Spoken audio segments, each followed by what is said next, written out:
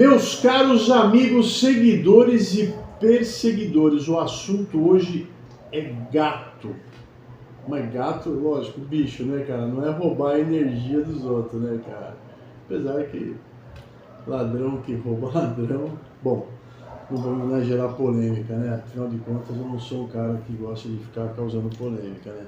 Bom, mas para falar de gato, eu tô aqui com um cara que mais manja de controle de gato de rua, gato errante, gato acelvajado, gato doméstico, que você chama aí de... que você acha que ele é fofinho e tal, mas parece que não é bem assim. Gatos, gatos familiares, gatos domésticos? A gente fala gato de vida livre. A espécie qual que é? Félix Gatos, é o doméstico. Félix Gatos. Eu tô aqui com Eduardo Pedroso, meu grande amigo, sou fã desse cara, manja muito do assunto, Edu, caraca, velho. Obrigado por você ter aceitado o meu convite. Eu que agradeço o seu convite. E aí eu queria que você falasse um pouquinho, cara, dessa sua relação com o SED. O que é o SED e como é que você entrou nessa história? Antes de você falar... perdoe a voz que não tá muito boa. Você viu uma história de um cara, acho que ele gravou lá em Angola, falando assim, pô, mas como é que lá no Brasil a pessoa tem um gato e não paga a conta da energia? Você viu? Ah, eu vi isso aí. Pô, então é só ter gato que você não paga um energia. Aí não sei se é do angolano, né? Acho que Moçambique, Angola, não sei. Mas eu dei bastante risada com essa história. Aí você quer saber o que é o método SED? O método SED, eu vou explicar assim mais quadradinho, bonitinho, ele é uma alternativa para você fazer o controle da população de gato de vida livre, gato de rua, gato errante, gato que não tem dono, gato que está no cemitério acumulando, gato que está no terreno baldio, na fábrica desativada, ou mesmo em qualquer lugar que a gente detecta um monte de gato, a gente chama de colônia, no jargão, né, de quem trabalha. O coletivo de gato doméstico é colônia? Não, mas no jargão específico da área, a gente chama de colônia. Mas o coletivo de gato rapaz... Gatil. Não, gatil é o lugar que você cria o gato. É um negócio assim... Gatalha. Não é cambada. Cambada? Procura no dicionário pra você ver. Ah, vamos procurar agora. Vai falando aí, já vou procurar aqui. Aí, cara, esse método aí, ele nasce como uma alternativa para você não eutanasiar. Ele exatamente surgiu como para você não fazer a eutanásia no animal. Lá no meio do século XX, uma ativista chamada Ruth Brown, ela não era bióloga nem veterinária, ela era dessas pessoas que gostavam de gato, sim, corria atrás de gato, uma gateira. Tem até um livro sobre a vida dela, a biografia dela. Aí um dia ela percebeu que a prefeitura de Londres ia lá e passava a régua nos gatinhos da turma do manda-chuva. Passava a régua, eutanasiava. Abatia. Isso, controle sanitário com abate, né? Mais 2 meses depois, ela voltava naquele local e lá estava uma outra colônia que tinha se formado. Ele ia lá, determinava que haveria necessidade do abate sanitário. A prefeitura fazia isso. E ela eliminava a gataria, coletivo de gataria, deixa cambada. Mas eu confio em você, o cara que mais manja de gato é você. Eu nem uso, porque cambada é um negócio feio de falar, pô, essa cambada, né? Cambada de vagabundo. Cambada de vagabundo. Aí a prefeitura ia lá e passava o rodo, 2, 3 meses depois tinha uma nova colônia. O que ela percebeu?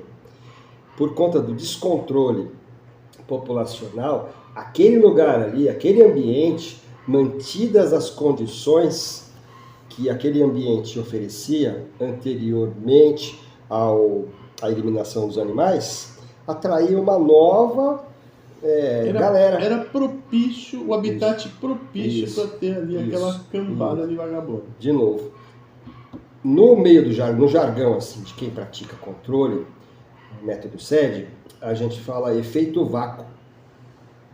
Mas outro dia o Rafael Mana, não é que ele me corrigiu, mas ele disse que talvez na biologia fala nicho vazio, Faz sentido. que é o lugar onde você retira o... Rafael Mana, só fazer uma propaganda. Rafael Mana, do Núcleo da Floresta, que está devendo a visita aqui, tá? Em breve teremos o Rafael Mana, o irmão siamês do Edu. Irmão mais bonito também, esqueci de falar isso. Pra mim os dois são feios pra caralho. Tá bom. Aí, você retira a espécie lá daquele local, mas você não alterou aquele local. Então, a espécie, por conta da superpopulação, volta a existir o problema. Você continua tendo comida, você continua tendo abrigo. As condições estão todas ali. Ela percebeu que se você, Ruth Brown, ela é, digamos, a idealizadora do método SED. É uma inglesa. Ela, até onde eu sabia, ela estava viva ainda, com mais de 100 anos. Uma senhora dessas senhoras. Isso é sinal que mexer com gato. Da longevidade, né? Legal. 7 vidas, né? Aí ela percebeu que se você fosse até o indivíduo, capturasse, castrasse e devolvesse, naquele local você teria um controle, porque ele não ia se reproduzir, mas ele ocupa aquele espaço. Ele ocupa o espaço sem se reproduzir.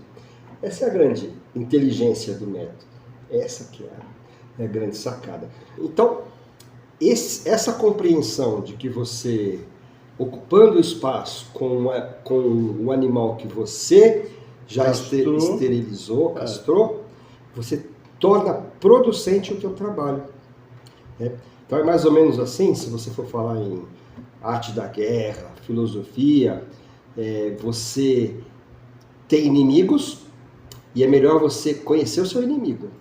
Porque o inimigo que você não conhece, ele é mortal talvez, ele é perigoso para você. Então você tem que conhecer seu inimigo. Quer dizer, se você manter aquela colônia ali, você pode controlar a saúde daqueles animais. Sim. Você pode até verificar quais são os quesitos que mantêm a vida dele ali sustentada. Isso, exatamente. Eventualmente, se tiver um suporte, aquele mais bonzinho, você pega ele e leva para um abrigo de confiança, ele vai seguir como um gato de sofá, ele vai virar um animal adotado, né? Vai ter um dono, vai ter a vida dele. Pode virar um animal de estimação. Pode. Então, qual que é a proporção, assim,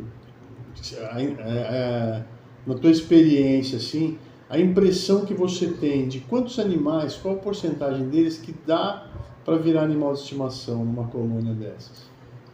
É assim, não é grande esse percentual e depende de várias condições e fatores. Por exemplo, eu trabalhei durante muitos anos no cemitério da Quarta Parada. Sabe onde é? Não. Zona Leste. É famoso, ali na Salim Faramaluf. Sei. Aquela avenidona que corta a Zona Leste. Nessa avenida tem um cemitério chamado Cemitério da Quarta Parada. Nem adianta abandonar gato lá, porque agora a GCM tem lá uma ronda ostensiva. Se pegar alguém abandonando o bicho lá... Crime. É crime ambiental. Crime de maus tratos. É 9605. Na verdade, são dois crimes. Né? Você tem o crime de maus tratos e você tem o crime ambiental. Né? Introdução de fauna exótica. Em lugar que não pode, enfim, não pode, de jeito nenhum. Não pode abandonar animal. Ali, tradicionalmente, na cidade de São Paulo, é um lugar de colônias de gatos. O cemitério é muito grande, ele é dividido em áreas, e tem lugares que os gatos, quase ninguém chega perto dessa área, porque são fatores, até outros fatores que não estão ligados diretamente à ideia de fazer o controle. Tem um lugar no cemitério que tem uns caras que são usuários de droga. E os gatos fazem uma colônia ali pertinho. Quem é que vai lá alimentar esses gatos? Raras as protetoras que vão, são as mais corajosas e que até pagam um certo tipo de pedágio para... Ela leva um baseadinho lá pro cara e o cara deixa ela cuidar do gato. Esse gato dessa colônia, ele tem chance zero de ser domesticado. Capturado, castrado. Não, isso dá. Isso tem que fazer. Tá. Isso, na época que eu trabalhava... Senão não ganhou baseadinho. Então eu fiz muito isso. Mas aí você tem uma outra posição. Você tem, por exemplo, eu estou lembrando aqui também na Zona Leste, uma escola onde as professoras criaram um grupo e alimentavam os gatos assim, quase que diariamente. E muitos desses gatos, por conta da proximidade dessas mulheres, eles foram ganhando um status de doméstico, até que muitas adotaram esses gatos, né? Então essa tua pergunta, qual o percentual de gato? Depende do ambiente. Depende de vários fatores, dentre eles a relação que a pessoa que monitora, cuida, dá suporte tem com aquela colônia de gato. Aí, Edu, você falou o seguinte, as professoras iam lá, adotaram esses gatos, alimentavam e tal. No cemitério, cara, onde não tem esse mesmo manejo, eles se alimentam de quê? Eles fazem controle biológico. Muito, em parte, né? Come rato, barata e pombo. E pombo. Basicamente. Mas tem também um grupo de protetoras que vai lá e fornece comida todos os dias. Faz tempo que eu não vou ao local, mas é assim que toca a vida de uma colônia, né? Mas essa específica de cemitério... Mas ecologicamente, você acha que é melhor não alimentar e eles fazerem esse controle biológico? Até porque, assim, vamos dizer, dentro de um cemitério você não tem uma fauna silvestre, né? Você não vai ter um monte de passarinhos de espécies diferentes, répteis de espécies diferentes. Não é um... não sei, estou te perguntando. Tá. Eu presenciei saruê bastante. Muito bem-te-vi, muito papagaio. Esse bicho errante também, né? Passa por lá e tal. Uma área muito grande. Mas tem. Porque sempre tem árvore também, né? Aí você tem que colocar na conta da cidade de São Paulo. Que tipo de ambiente silvestre você tem na cidade. Então o cemitério está dentro desse contexto. A cidade de São Paulo, ela tem ou recebe mais de 250 espécies de aves. Então tem aves migratórias e tem aves que são moradoras da capital. Então, aí o nosso assunto, essa tua pergunta, está inserida dentro desse contexto. O método SED, né? Ele avançou para o mundo inteiro. Hoje em dia, se você vai em Lisboa, você olha lá naqueles lugares turísticos, é muito provável que você vá olhar um gato com um cortezinho reto de meio centímetro do topo para a base na orelha esquerda. Olha que legal. Que é uma convenção internacional isso. Isso significa que aquele indivíduo, aquele gato que está lá naquele local turístico lá em Lisboa, ele passou pelo processo do método SED. Você sabia disso, Diego? Qualquer lugar do mundo que você for, se você observar esse gato com corte cirúrgico, né? Um corte que você vê que foi uma tesoura cirúrgica que fez. Então você corta e dá ponto? Não precisa. Cauteriza às vezes. Tem médico que é tão bom, o Dr. Walter Figueira, meu parceiro. Ele achou a medida na orelha do gato de uma maneira que ele corta a pontinha, não sangra. Não sangra, cara. Antigamente, ele tinha lá uma maquininha de cauterizar, ele botava lá e dava aquela queimadinha, né? Hoje ele não precisa fazer mais isso. Que legal. E você fala assim, o cara diminuiu o tamanho do corte. Não, ele só achou. De tanto que ele fez, acho que tudo que você faz muito na vida, sim, você fica bom, né? A doutora Fernanda Conde também. Ela faz cortezinho lá, não precisa fazer nada. Edu, você já teve problemas com isso aí, né? Teve gente que chamou isso aí de maus tratos. Já teve muita polêmica em cima disso aí. Não, isso é um problema ainda. É ainda? As pessoas não entenderam ainda. Não. Por que faz a marca? Faz a marca porque quando você sai a campo, se você observar que o animal está marcado, você não captura ele. Simples assim. E se ele está sem a marca, você captura ele, porque ele está inteiro. Não, mas aí você põe a armadilha lá, né? Você põe a armadilha. O que acontece é que você pega mais de um gato por armadilha? Depende da armadilha. Depende da armadilha, depende do equipamento que você está usando. Mas se pegou o gato com corte de orelha, Tchau, fica lá. você perdeu essa armadilha, quer dizer, perdeu essa viagem, vamos dizer assim. Perdeu a viagem, mas você ganhou no fato de que você não deslocou esse animal para a clínica veterinária. Sim.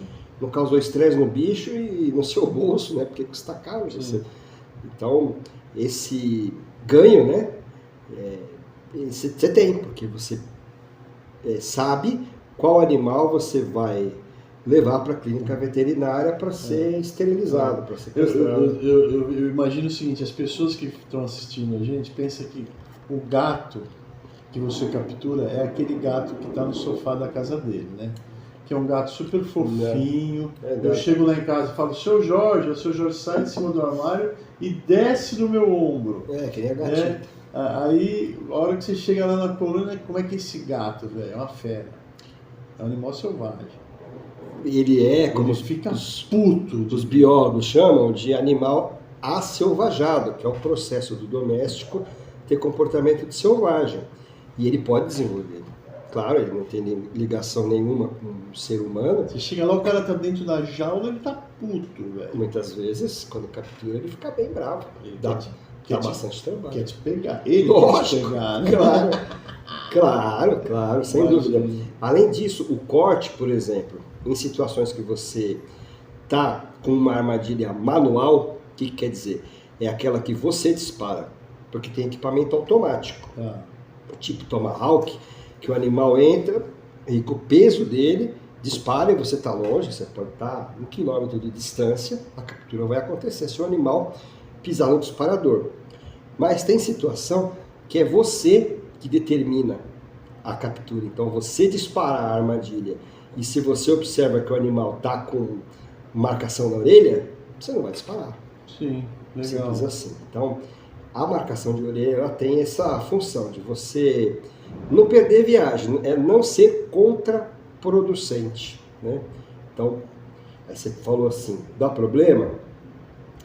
Dá problema até hoje, porque, infelizmente, a gente tem uma proteção animal ainda pouco esclarecida. A gente parece que, de vez em quando, dá uns picos assim de sabedoria na galera. Sobriedade.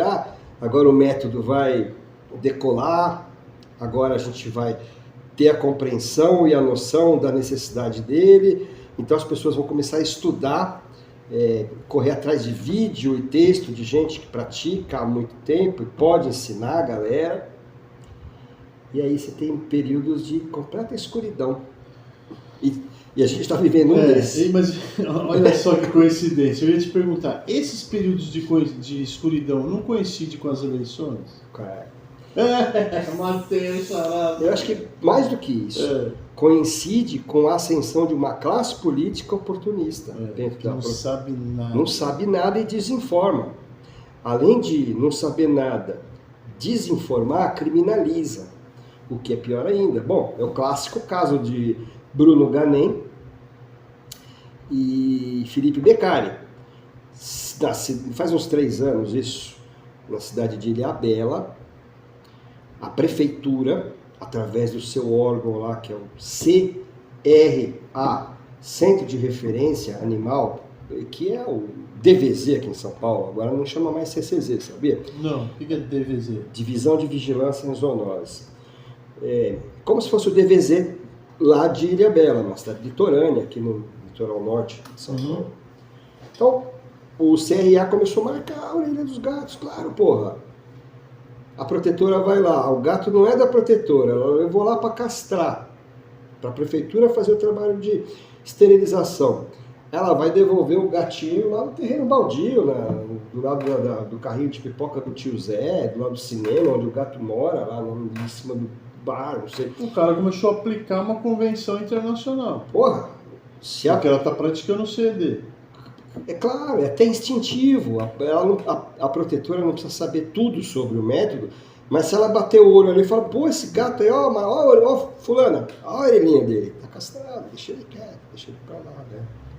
Então, salutarmente, de maneira correta, honesta e boa, a prefeitura da cidade começou a fazer a marcação de orelha. Eis que um grupo de protetoras, o que é normal, se incomodou com essa história e começou a falar, é mutilação.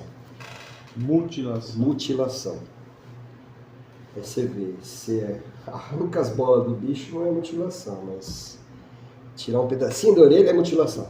Falou tudo. Castrar, extirpar os testículos do animal é bem-estar. Cortar a pontinha da orelha é mutilação. É mutilação. Se abre a fêmea, arranca o útero e o ovário dela.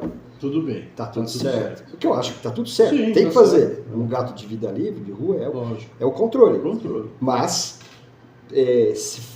se você considerar que você extirpa pedaços do gato e chamar isso de mutilação, então o pedacinho da orelha não é nada. Não é nada.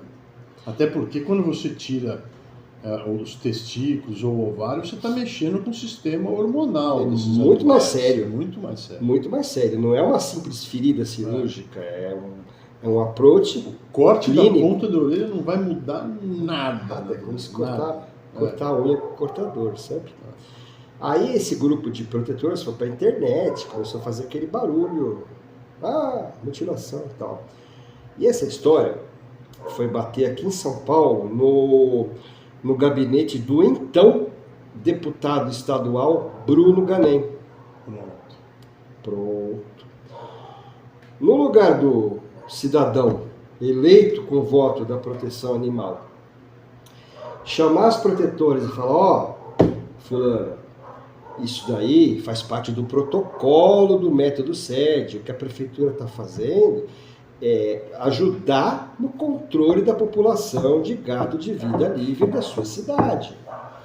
Tá certo? Tá correto? E explicar. Tem que explicar. Ou se ele não sabe, ele contrata um profissional que vai lá na cidade ou pela internet, ou cria um grupo de WhatsApp e fala, é isso. Mostra um monte de matéria científica falando sobre o corte, sobre a marcação de orelha. Rita Maria Garcia é uma médica da Federal do Paraná que tem um texto sobre a marcação de orelha, um texto técnico, científico, feito por uma médica veterinária estudiosa do assunto de controle. Apresenta esse material. O que o cara fez? O gênio fez? Ele pensou assim, vou ganhar os votos. Eu vou oficiar a prefeitura de Ilhabela e cobrar explicações sobre a mutilação. Ele também chamou de mutilação. Agora, você entra é um paradoxo isso, porque o cara que está eleito lá ganhando, não sei qual salário que um sujeito desse ganha para ser deputado estadual, eleito com voto da proteção animal, o que um sujeito desse tem passa pela cabeça dele criminalizar uma ferramenta de controle de animal de rua, sabendo que esse controle é em prol da saúde pública e do bem-estar animal. Por que ele está fazendo isso? Ele desconhece? Provavelmente. Mas como que um cara que desconhece isso está lá? Eleito em cima dessa pauta. Eleito em cima da proteção animal, eleito com votos da proteção animal e com o discurso do bem-estar. O método é para o bem-estar. Sim. Como que ele desconhece? O que levou ele? Que meandros, que caminhos, que labirintos levaram um sujeito desse? Que viagem foi essa que o cara teve? Que viagem foi essa que o cara teve? E o pior de tudo é que aí as pessoas esclarecidas, galera que pratica SED no Brasil inteiro, foi para as redes sociais e falou, meu amigo, você tá ficando maluco? E aí ele falou, desculpa, foi um equívoco, e apagou a postagem da internet. Agora, você me pergunta se ele retirou o ofício. Não retirou o ofício e não fez uma matéria explicando que ele se equivocou. Político. Político oportunista. A história se repete, né, cara? E aí, atrás dele, o que nem poderia, o Beccari era, à época, vereador da cidade de São Paulo. Ele foi se meter lá em Ilhabela. Lá em Ilhabela. Também oficiou. Wagner, isso não é uma coisa assim que você fala, pô, Edu, você fala isso toda hora. Falo, lógico que eu falo.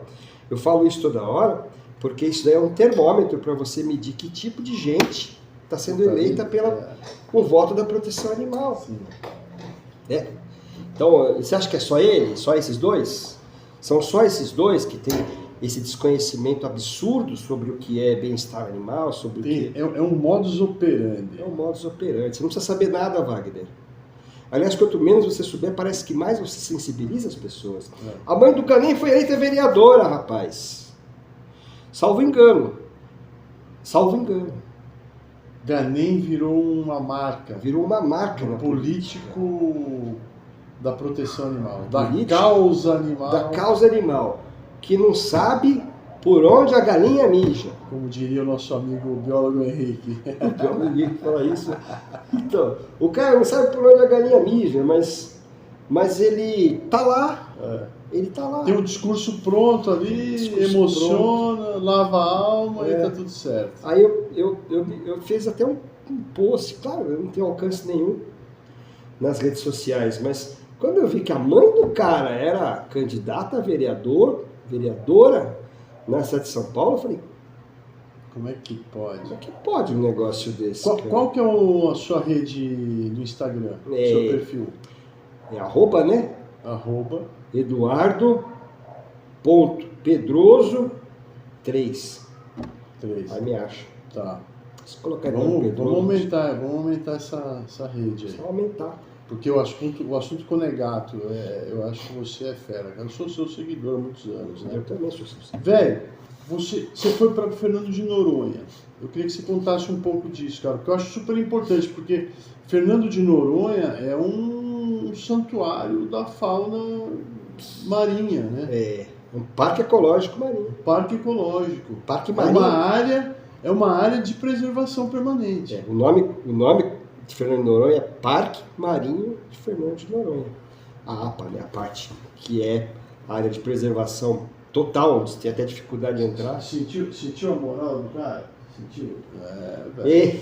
Aí você foi lá para Fernando de Noronha para fazer o controle. Você foi fazer sede. Sim.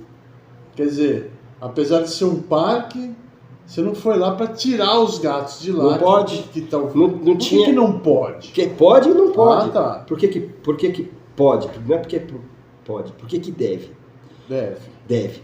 Se você pegar, pode até procurar, quem quiser depois procurar no Google, escreve assim, Guia para tratamento de espécies exóticas invasoras em áreas de proteção ambiental do ICMBio. Se não é tudo exatamente encadeado nessas palavras, nessa ordem, é algo parecido e vai chegar. É um PDF, é um livro. Isso é um livro. E tem lá dezenas de espécies exóticas invasoras, da fauna e da flora. Entre elas, gato. Tem de tudo, tem javali, tem cachorro. Para cada bicho, para cada planta exótica invasora, tem um capítulo. E lá está dizendo o que é que você tem que fazer para contornar a situação daquele animal, daquela situação que o animal está lá inserido dentro do ambiente que ele não pode estar. No caso de Fernando de Noronha, por ser um arquipélago, é mais delicado ainda do que se fosse, sei lá, o Parque Nacional da Zema, se fosse o Parque Nacional de Itatiaia, né? Que é um sistema aberto, ali é um sistema fechado. É mais difícil, porque não tem zona de amortecimento. Começa aí. Não é, a ilha é a ilha. Quantos gatos tinha lá? Tem, sei lá. Eu fiz relatórios. Todos os anos que eu fui, eu ofereci um relatório para o ICMBio e outro para Amparo Animal, que eram as duas que foram as instituições que me deram suporte para estar lá. A última notícia que eu tive foi esse ano ainda, do analista ambiental, que eu fiquei amigo dele, o Ricardo. Ele falou, cara, 96% dos gatos da ilha estão castrados. Então o trabalho foi um sucesso. Legal. Mas só voltando aqui ao teu questionamento sobre o que tem que fazer com uma espécie exótica invasora numa área de preservação ambiental. O guia do ICMBio pede para eliminar. Abate. Você pega o bicho, você captura o bicho com a armadilha. Aí você vai procurar o dono. Não tem dono. Se ele for bonzinho, você procura uma ONG para ele morar. Mas ele não é bonzinho. Ele tá morando lá no meio do mato e vivendo como um animal O aselvajado. que ele tá caçando lá? Tudo que ele pode. Ele está devorando a fauna silvestre. No caso específico de Fernando de Noronha, tinham 3 espécies muito ameaçadas lá. Eu vou contar um negócio legal que eu nunca falei. A viuvinha, que é uma ave, a noivinha, que é outra ave, e o mabuia. O mabuia é uma espécie de um lagartinho, assim, ó. Tem o nome científico dele, eu até sabia de cabeça. Aí, olha só o que aconteceu. Muito tempo depois... A viuvinha, a noivinha é um passarinho preto e branco e o outro é branco e preto. E tipo assim, acho que a noivinha é toda branquinha, uma ave branquinha, e a viuvinha é toda pretinha, acho, né? Assim, agora de cabeça também não lembro da... Mas essas espécies eram as espécies mais ameaçadas pela ação do gato, enquanto exótico invasor naquele local. Aí passaram-se uns 2 anos e eu fui fazer um trabalho em Campinas. Bom, primeiro antes de contar essa história de Campinas, eu preciso falar que o mabuia, que é esse lagartinho, ele quase sumiu. Ele quase desapareceu da ilha. De um animal que era assim muito recorrente e muito visível, a ponto da mulherada que ia passar férias, lua de mel, lá quando chegava no Rio de Janeiro, São Paulo, Porto Alegre, abria as malas em casa, tem uma mabuia, dá aquele grito, quase você... Da primeira vez que eu fui lá, eu falei, e que hora que eu vou ver mabuia? Falei pro nativo, né? Falei pro rapaz que morava lá. Tem outro nome lá. Mabuia. Mabuia? O cara que é da ilha é mabuia. Oh. E o estrangeiro, que é o cara que vai morar lá, tem o visitante, o turista, e tem o cara que se eu for morar lá, eu sou Howley. Howley. Não sei o que é, mas é Howley. Howley é aquele bobão, assim, do surf. Os caras no surf falam, o cara é mó Howley. Mó Howley, pode ser, deve ser essa a origem do nome de quem vai morar lá. E o cara, o nativo, é uma mabuia, pra você ver a importância do bicho na ilha. E quando você foi, com que ano que você foi, que você falou que não viu mais uma mabuia? Que eu acho que 2018 ou 2019. Cara, né? foi agora, velho. Então, depois trabalhei lá 4 anos seguidos, se não me engano, 18, 19, 20, 21, ou 19, 20, 21, 22. Acho que... Aí, recentemente, eu fui fazer um trabalho em Campinas, no hospital da PUC de Campinas. E lá eu topei com um grupo de médicas que são protetoras de gatos que estavam me acionaram para fazer o trabalho de controle no entorno do hospital.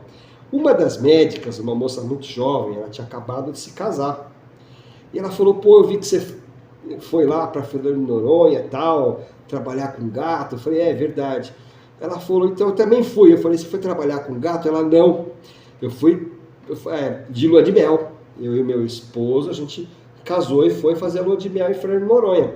Eu falei, e aí, você gostou? Ela falou, pô, caralho, o problema é aquele bichinho que não deixa você... que legal. Eu falei, que bichinho? Aí eu peguei o celular, falei, esse aqui? Ela falou, essa praga mesmo, caraca. Então, o mabuia voltou. Ele voltou. Porque por conta do controle que aconteceu, o técnico ambiental, analista ambiental, Ricardo, me falou, acho que é Ricardo Araújo, o nome completo dele, ele falou, 96% dos gatos estão castrados. Isso significa que, primeiro, o gato parou de predar de maneira voraz. E a população para de crescer, né? Para de crescer. De gato para de crescer. Começa a decrescer. E o gato castrado, ele come menos. A fêmea come menos. A fêmea prenha do gato. Come muito mais. Porra, come muito mais. Não só come muito mais, como isso eu vi, até tenho registrado. A fêmea com uma buia na boca não devora. Ela vai lá para ninhadinha.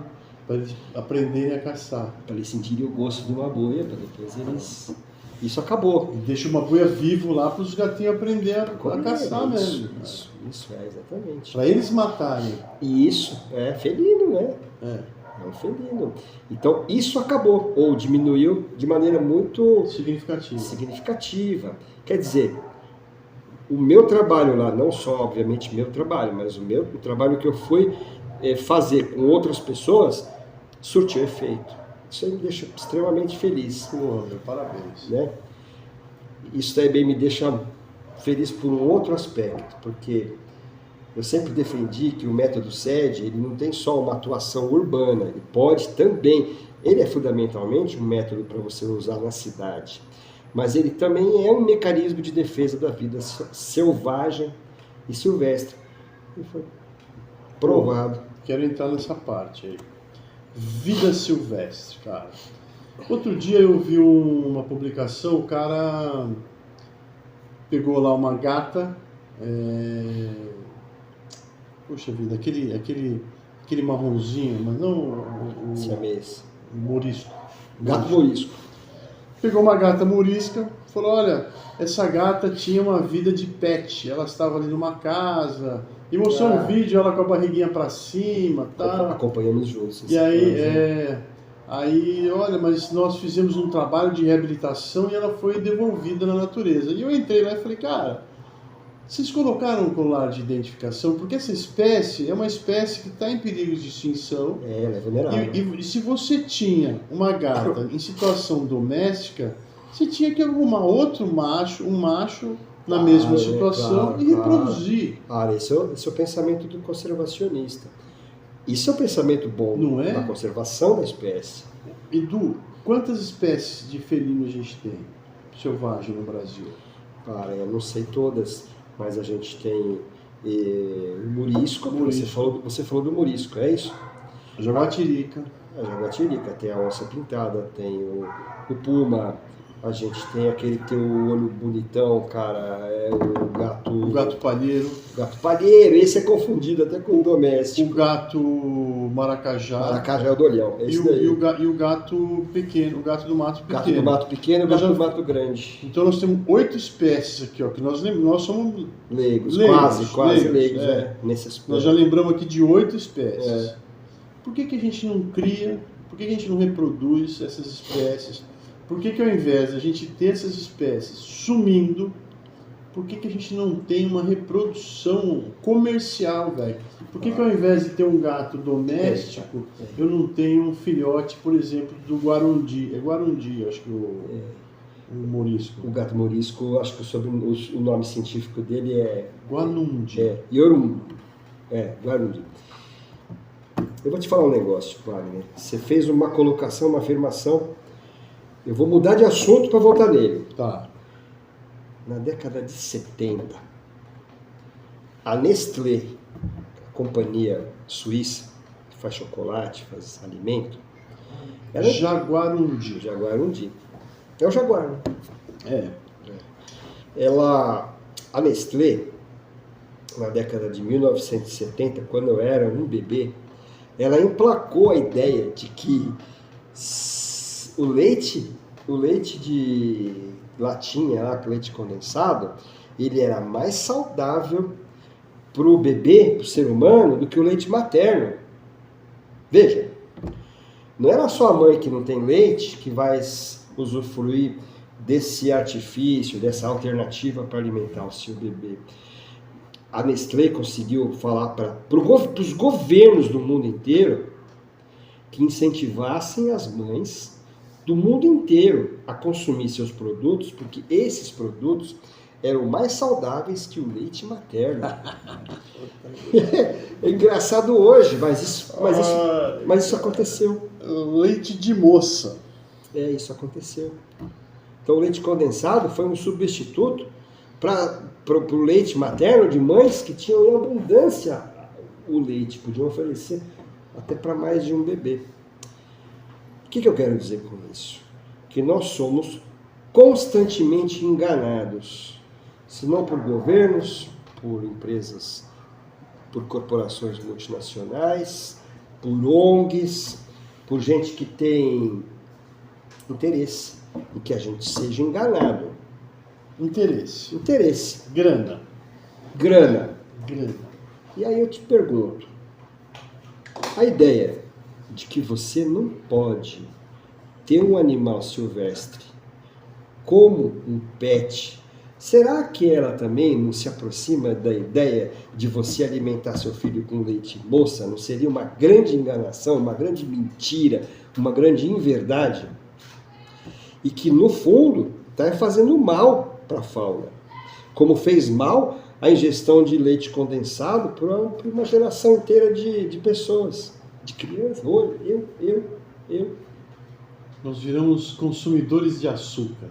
Consumidores de açúcar. Então a ideia de que você não pode pegar um gato do mato pequeno e ter num gatil, ou... Cara, eu não vou produzir aquilo ali. Ao invés de você ter ele à beira da extinção, você pode ter fartura dessa espécie. Fartura. Exatamente. Você vai repor na natureza o que já foi predado, o que já foi caçado, o que perdeu a sua área por causa da expansão urbana, por exemplo. Eu vi lá no Rafael Mana, Rafael, de novo, hein, velho? Você tá devendo aqui a visita aqui. Um furão, cara, super bonzinho, uma fofura, cara, um bichinho super simpático. A gente pode ter como é que chama o furão gringo que a gente tem aqui? A gente tem um furão gringo que é Tem. E que é um erro. Se a gente tem aqui, por que você vai importar o bicho similar a uma espécie da mesma família? Por que esse furão gringo pode ser pet e o nosso silvestre não pode ser pet? Exatamente. Silvestre não é pet. O meu ovo... Isso é estúpido. Por vários fatores. Eu vou te apontar outro. Por exemplo, eu tive, não vou falar onde, você falou aí, mas não vou falar onde, eu tive contato com o cachorro do mato. Que bicho legal. Porra, um Cerdocyon-tus. Esse é o nome científico do... É um canídeo tipicamente selvagem do Brasil. Eu não sei se ele ocorre em outros lugares da América do Sul, mas ocorre, né? É o cachorro da América. Cachorro da América. Mas ele é um autóctone, né? Ele é um animal de presença silvestre, selvagem. Ele é um animal brasileiro, ponto final. Cara, por que não, de maneira vagarosa, paulatina, você não traz esse cara para cá, perto de você, e você comercializa e tem o cachorro do mato como um animal de estimação por vários motivos. Como é a raposa vermelha. Primeiro que você vai salvar ele da extinção. Tem poucos indivíduos hoje na natureza, se você criá-lo comercialmente, você vai ter mais indivíduos no planeta. Você vai salvar a espécie de extinção. E depois que essa espécie, ela não é exótica invasora. Sim. Ela não vai botar pressão no... Ele fugiu. Tá tudo certo. Ele não vai caçar animal que é silvestre. Quer dizer, ele vai caçar, mas tá tudo certo. Porque ele já faz parte da fauna. Se você tem um sítio e você tem seu Cerdocyon-tus, seu cachorro do mato, ele vai dar rolê, e se ele come um bicho lá, parabéns para ele. Se ele não comer, você dá ração. Só que aquele bicho que ele comeu faz parte do ciclo alimentar dele. Ele está dentro do ambiente, da cadeia alimentar dele. Diferente de que se você tiver um pastor alemão. Não é um animal autóctone, é um animal exótico invasor. Por que você não pode pensar isso para o gato também? Em vez de você ter esse monte de gato doméstico que chegou aqui com as caravelas, teve sua importância, tem sua história, tudo isso. Mas faz um mal desgraçado para o meio ambiente. No mundo inteiro. Né? No mundo inteiro. Nós, como não contabilizamos, a gente não tem... Se alguém tiver, que me desminta, me traga os estudos aí, sobre o impacto do gato doméstico na vida selvagem brasileira. Creio eu que não existam estudos, pelo menos conhecidos e significativos. Se tiver, eu quero ler. Se tiver, eu quero saber quem escreveu, eu quero ler, quero conversar. Até agora eu não vi.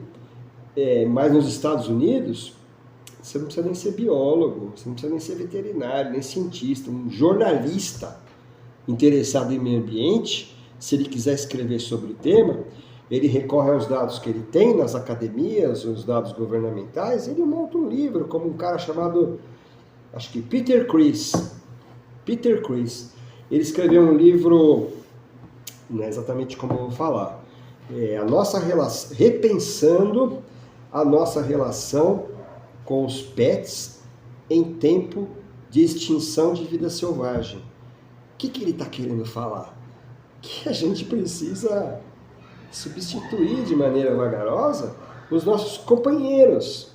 Porque se a gente bater o pé e falar, não, é só gato, é só cachorro, daqui um pouco você não vai ter vida silvestre no planeta. Você não vai ter vida selvagem no planeta. E é muito louco, cara, que para você falou de alimentação, né? Para você alimentar cão e gato, você tem que produzir proteína animal. Pra caralho. E pra caralho. De forma artificial. Você tem boi, ovelha, peixe. Só para complementar, eu acho que eu esqueci de dizer que por que esse cara escreveu o livro? Para mostrar que lá nos Estados Unidos ele mostra isso, dados, estatísticas, informações oficiais, que o gato e o cachorro são responsáveis, principalmente o gato, por bilhões de animais silvestres devorados anualmente. Teve até 2 anos atrás um negócio muito assim, chocante, impactante, mas um biólogo que cuidava lá de uma ave em vias de extinção, acho que no norte dos Estados Unidos, eu não me recordo direito, o cara esperou o gato predar a ave, uma das aves que ele estava lá monitorando, e atirou com o rifle no gato. E filmou isso. E botou na internet. É chocante. Mas não é chocante o gato predar a ave. É da natureza do gato. Eu não estou querendo dizer que esse é o método de controle, sim. Entendeu? Mas a preocupação do cara foi de um jeito. E quem se preocupa com vida silvestre, pô, eu amo gato.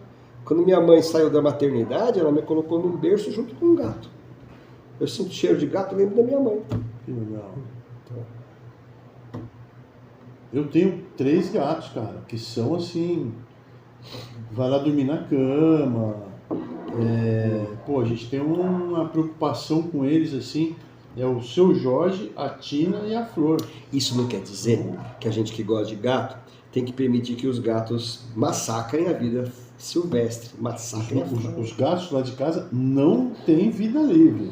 Não pode ter. Eles vivem dentro de casa. Não é pra ter. E a gente o mesmo recinto que eu tenho lá, as minhas aves, são aves grandes, tenho aves de rapina, eu tenho um espaço para meus gatos.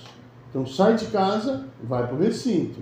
Vai lá tomar sol, vai subir no tronco, vai afiar as unhas, mas não prega nada, cara. Não pega um passarinho, não prega nada. Aí outro dia uma pessoa me perguntou, mas você falando isso, não é você o cara que gosta do gato de vida livre? Não é você o cara que casta e põe lá na vida livre? Meu amigo, isso é redução de danos. Por mim não teria gato da vida livre desse jeito. Talvez em um número mais confortável, mas desse jeito não.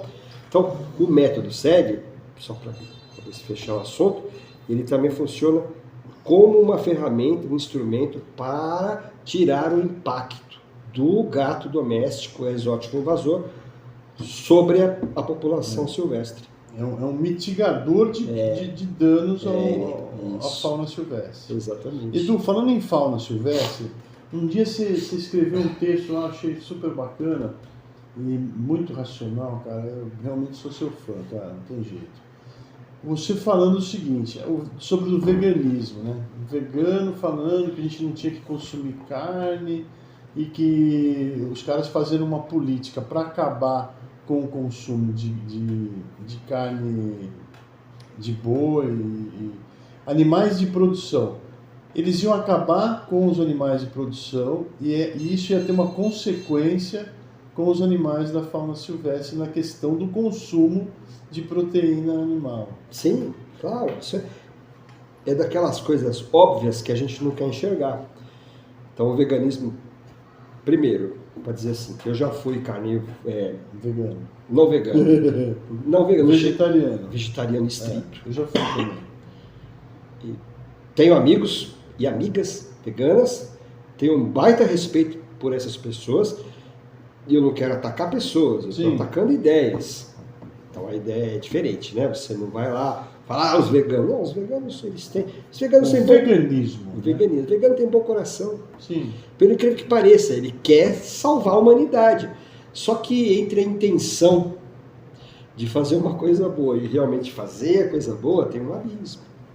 Se você hoje, é uma hipótese, se você hoje acabar com os animais de abate, você compromete profundamente a vida silvestre do planeta Terra. Por quê? Porque o cara que está comendo o boi, a galinha, o ovo, o peixe, a salsicha, o filé mignon, a picanha, ele vai continuar comendo carne. Ele vai caçar. Ele vai pagar para alguém caçar ou ele vai caçar. Ele vai fazer uma dessas duas coisas. Então, o que você reservou, os nossos ancestrais eram inteligentíssimos. Eles reservaram, eles escolheram, eles desenvolveram esses animais para nossa alimentação, para que eles não ficassem correndo atrás dos bichos da floresta. Ninguém quer ver isso. Desculpa, isso quebra as pernas do veganismo, uma vez que você admite isso. Aí você fala assim, não, mas é só não comer carne. O quê? Você vai falar para 8 bilhões de pessoas não comerem carne? Primeiro que você não vai convencer as pessoas a não comerem carne. E depois é um negócio muito mais profundo.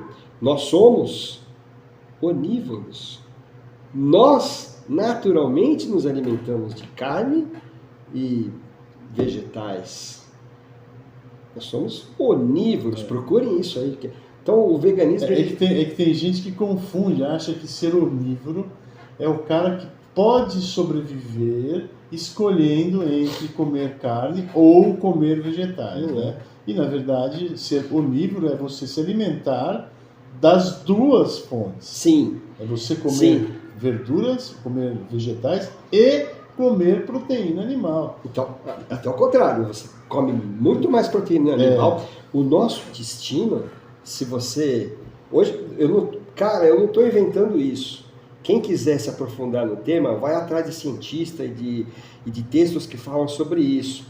O nosso sistema digestivo, hoje, 2024, ele é muito mais parecido com o do leão do que com o da vaca. Porra, muito mais. Muito mais. E o leão come o quê? A vaca. É isso. O leão então, come a vaca. O veganismo, com todo respeito, ele já parte de uma premissa falsa, artificial, errada, equivocada. O veganismo é um equívoco. E aí o pior é que virou um mercado em que muitas pessoas já entenderam que o veganismo é um equívoco, mas elas estão lá no mercado, cara. Aí ela tem que defender o mercado. Claro, como é que ela vai pagar a prestação da casa própria, ou a gasolina do carro, fazer aquela viagem, comprar arroz, como é que ela vai fazer isso? Se ela está no mercado. Como é que ela vai pegar aquele avião movido a querosene, né? Nem a Greta Thunberg, né? Então, diz que o avião dela é com água, né? É com água? Não sabia? Não. Está desatualizado. Como é que é isso? Aquela de bombinha assim? Que põe isso. Então o veganismo ele parte de uma premissa falsa. É um engodo, né? É um engodo, mas não é... Cara, não é por maldade. Não é por maldade, mas essencialmente ele é. Mas a consequência é mal. A consequência é malvada. Eu tive uma conversa ontem, lá em Guaíra, com o Flávio, o podcast Qual é a Boa? Assista que é bem bacana. E eu conversei lá com um cara que trabalha com irrigação, né? E a gente chegou a falar sobre a questão da conversão alimentar, né? O boi, a vaca, né? Ele come a celulose, né? Ele consegue digerir essa celulose e ele transforma isso em energia e a gente vai e consome a carne bovina. Se você eliminar esse animal, você vai ter que consumir muito mais material verde. E a coisa se transforma num desastre ambiental. Um desastre ambiental. Até outro dia eu gravei um videozinho no meu Instagram falando sobre o óleo de palma. Sim. Lá na Indonésia, o agronegócio lá está devastando áreas enormes que eram dos tigres de Sumatra. Esses tigres estão sumindo do planeta porque estão plantando óleo de palma ou o fruto lá, sei lá, o negócio lá, do agronegócio, que dá origem ao óleo de palma, né? Acho que palma. Palma é um coqueiro. Então, por conta dessa demanda, o tigre está subindo, não é só o tigre, são várias outras espécies. Lógico. Estão sendo devastadas. Aí aquele discurso do vegano assim, para de comer carne, que você vai salvar o planeta, não faz sentido nesse caso, porque o óleo de palma, salvo engano, ele não é feito para alimentar boi, porco, vaca. Ele não é ração de animal de abate. Sim. Ele sai da fazenda, do agronegócio, ele vai para a indústria, ele é beneficiado, ele vai para o comércio, vira Nutella. As pessoas comem Nutella achando que é o máximo. Edu, a quinua está aqui perto, aqui nos Andes. Então o cara começa a comprar quinua, consumir quinua, porque é uma proteína nobre e blá blá blá blá blá blá blá blá, e você interfere na cultura andina. Então você começa a supervalorizar a quinua e você começa a condenar o cidadão lá, o consumidor original da quinua começa a passar fome, porque o vegano ali de Ipanema resolveu eleger a quinua como... Que o cara do apartamento da Vila Madalena acha que está fazendo bem para a humanidade. É aquela história lá do leite condensado da Nestlé, né? É a substituição do leite materno pelo leite condensado. As pessoas caíram nessa. E elas estão caindo em várias outras. Você acha que agora ficamos espertos? A gente escapa de uma e cai na outra, né? Pior que ultimamente a gente não tem escapado, né? Edu, cara, tô super feliz essa nossa conversa. É impressionante como a nossa conversa flui. Cara, a gente pensa muito parecido e eu gosto muito de te ouvir, cara. Você tem uma forma bem aprazível, bem simples da gente fazer a gente entender esses jogos, né? Esses jogos ideológicos, né? E eu acho super legal porque você é um verdadeiro protetor dos animais, cara. Você é o cara que eu considero assim, protetor de animais. Para mim, a referência para mim é você. Porque você faz um trabalho, você não é criador, você não tira a grana de criação, você faz um trabalho de proteção, cara. E não só da proteção do gato, mas você faz um trabalho de proteção da fauna original, da fauna silvestre brasileira. Sim, além da saúde pública. A gente nem falou de esporotricose, hein? Ou deu tempo? Vamos marcar outro dia pra gente falar dessa parte sanitária, que é um negócio escabroso, né, cara? Sim. Apesar que você podia falar um pouquinho, né, cara? A esporotricose está aí na rua, ela é... Eu vou falar assim, de novo, né? Eu tô tentando entender como é que eu vou fazer meu Instagram ser visto pelas pessoas. E eu tenho colocado material lá, a gente até falou na padaria, né?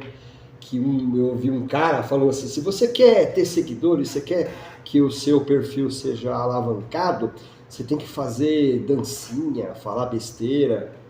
Porra, então nunca vai ser, o meu não vai ser, porque eu não consigo não falar coisa que eu preciso falar. Eu acordo e penso nas coisas sérias, não tem jeito, não vou pensar em dancinha.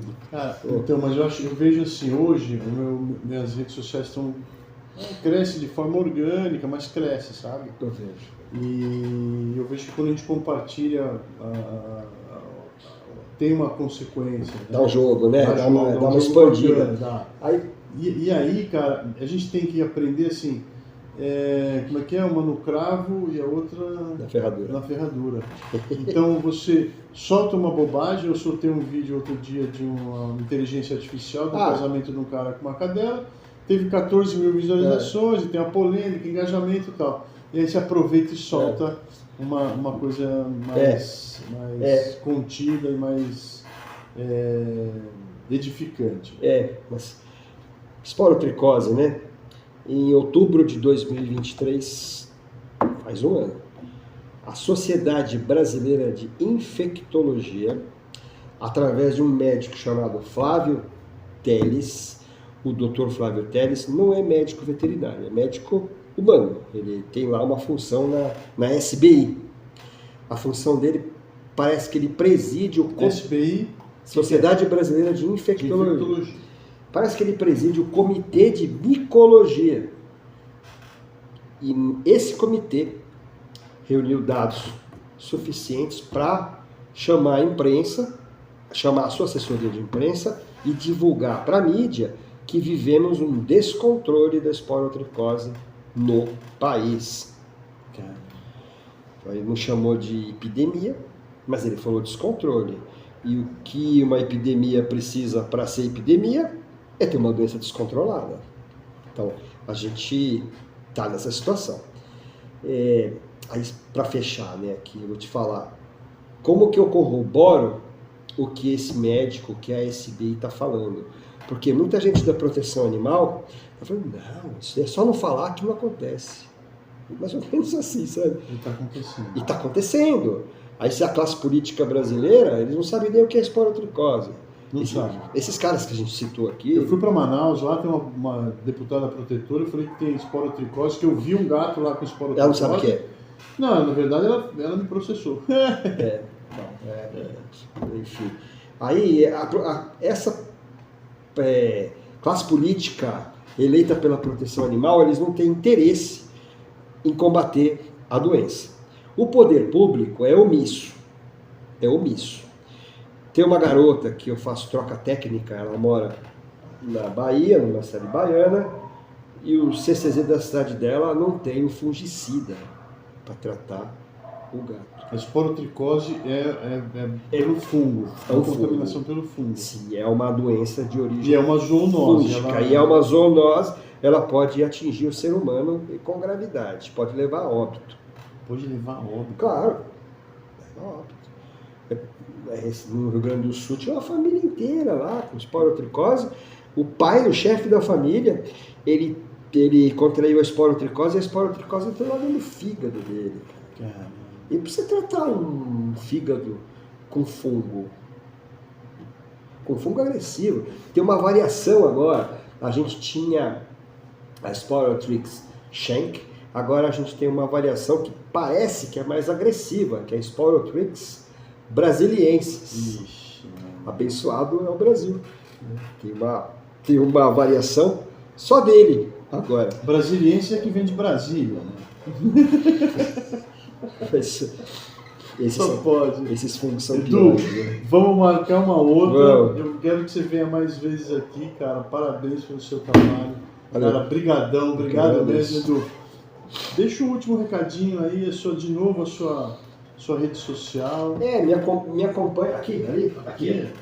Ó. Sua essa aqui. Me acompanha nas redes sociais, ou me acompanhe nas redes sociais aí @eduardo.pedroso3. Cara, quase todo dia eu produzo conteúdo de qualidade, coisa que a gente está falando aqui.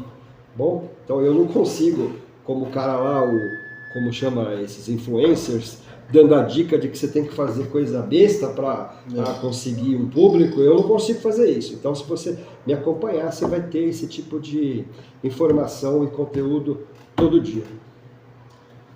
Todo dia, lá no perfil do Eduardo.pedroso, com S, Pedroso 3, porque tem outros dois lá que a gente não conhece, né? Sim. Então tá bom. Agora aqui, toda quinta-feira, às 20 horas, no canal Criar é Preservar Podcast, muita informação sobre animais, meio ambiente, e a gente fala assim sobre política ambiental, política da criação, tem que falar sobre isso. Nós precisamos que vocês se inscrevam, curta, compartilhe e leve essa mensagem a outras pessoas que têm essa sede de saber sobre esses assuntos que nós divulgamos aqui, e que Deus nos abençoe e nos ilumine, né, Edu? Amém. Até a próxima. Amém.